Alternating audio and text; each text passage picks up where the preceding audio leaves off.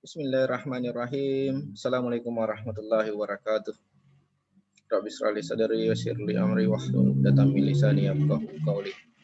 Alhamdulillah, kita bersyukur kehadirat Allah SWT atas segala limpahan rahmat Allah SWT hingga kita masih diberi kesehatan, umur yang panjang untuk bertemu dan melanjutkan pembelajaran pendidikan agama Islam dan budi pekerti oleh Pak Nasir. Untuk kita semua kelas 12 di semester genap ini masih belajar dari rumah tahun 2021 ini. Salam dan salawat kepada baginda Nabi Allah Muhammad sallallahu alaihi wasallam. Semoga kita umatnya Nabi senantiasa istiqamah dalam menjalankan syariat dan sunnah-sunnahnya. Baik para siswa sekalian, kita lanjutkan pembelajaran kita hari ini di bab 5. Masih dengan judulnya cerahkan hati nurani dengan saling menasihati. Setelah yang lalu kita sudah membahas perintah saling menasihati, ya, saling nasihat menasihati. Untuk hari ini kita belajar adab dan metodenya. Bagaimana adab dan metode menyampaikan nasihat ataupun dakwah. Karena dakwah itu jangan digambarkan, diilustrasikan, nanti naik mimbar, nanti naik podium, baru boleh berdakwah. Nanti ustaz, nanti cendekiawan guru, bukan. Pada dasarnya kita semua adalah pendakwah. Boleh menyampaikan nasihat. Tidak harus, yang penting itu adalah kebenaran dari Al-Quran dan Sunnah, maka siapapun boleh menyampaikannya. Tidak harus dia seorang ustaz, tidak harus dia seorang ulama, guru, ataupun yang orang-orang pandai. Yang penting itu berdasar dari Al-Quran dan Sunnah, sampaikan. Kata hadis Rasulullah SAW, sampaikanlah dariku walau hanya satu ayat. Ya, kalau saya tidak salah itu ada hadis. Ya, baik. Kita bahas adab dan metode menyampaikan nasihat atau dakwah. Ya, yang pertama adalah perbaiki niat. Niat yang benar. Inna dina innamal a'malu binniyat. Innamal a'malu binniyat. Kata Allah, ya, segala sesuatu kata Rasulullah, segala sesuatu itu ditentukan oleh niatnya.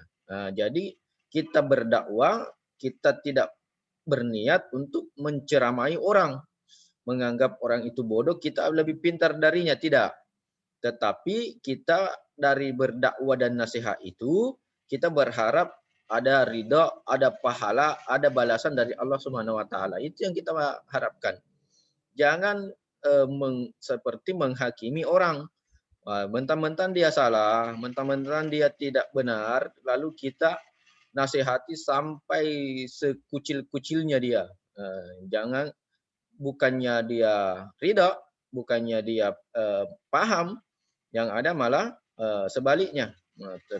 Jangan seperti itu. Jadi niat kita adalah kepada Allah. Mari kita perbaiki niat. Jadi, kalau kita ada lihat salah, ada yang ada kebenaran yang mesti disampaikan, maka luruskan dulu niat kita kepada Allah Subhanahu wa taala. Yang kedua, memberikan nasihat kepada seorang muslim walaupun tidak diminta.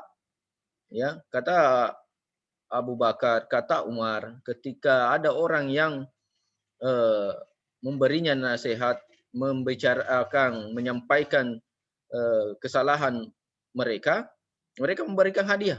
Abu Bakar memberikan hadiah bagi mereka yang mau menyampaikan keburukan yang ada padanya. Begitu pula Umar dalam memimpin, kalau ada yang jelek caranya memimpin, maka dia meminta saran untuk diperbaiki, maka dia memberikan. Ya, jadi berikan nasihat kepada seorang muslim walaupun tidak diminta. Yang ketiga, mencari cara terbaik dalam menyampaikan nasihat. Jangan mengungkip aibnya orang, jeleknya orang. Wah, kau itu pencuri kelas kakap, kau itu penggibah kelas atas, dan seterusnya. Tetapi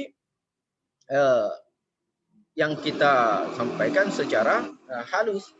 Secara halus. Kalau perlu yang kita sampaikan adalah kebaikan-kebaikan, manfaat-manfaat daripada nasihat itu. Contoh, kita ajak salat, ya. Jangan, wah kau itu tak perlu salat, kau peminum, peminum pergi salat, jangan, kita jangan begitu, ya. Tapi kita ajak, oi, ayo sama-sama kita sholat, perbaiki diri. Nah, itu cara terbaik dalam menyampaikan nasihat. Ya. Yang keempat, hendaklah kita ini mengerti betul apa yang kita nasihatkan. Apa hal yang kita nasihatkan itu betul-betul kita pahami. Ya, yang penting sumbernya dari Al-Quran dan Sunnah, boleh sampaikan saja walaupun satu ayat, walaupun katanya pahit, walaupun pahit ya silahkan. Ya, kita harus tahu ilmunya dalam menyampaikan nasihat tersebut, dakwah tersebut itu harus ada ilmunya. Perlu menjadi pintar bagaimana, tetapi kita hanya perlu untuk tahu betul bahwa ini adalah sumber kebenaran dari Al-Quran dan Sunnah. Yang terakhir, hendaknya pemberi nasihat tersebut menjadi teladan. Jadi laksanakan dulu. Jangan kita yang sampaikan, kita panggil orang sholat, tapi kita sendiri tidak sholat. Jangan kita panggil orang ke masjid, mengaji, sholat, ya zikir, lalu kita sendiri kabur. Nah, jangan. Apalagi yang nahi mungkarnya, ya jangan pergi nonton begitu, ternyata dia yang lebih hebat. Jangan. Jadi hendaknya pemberi nasihat itu menjadi teladan bagi orang yang akan dinasihati. Kerjakan dulu. Kita ambil contoh orang tersohor selain agama Islam, Mahatma Gandhi. Dia mengatakan seorang ibu datang mengeluh ke Mahatma Gandhi.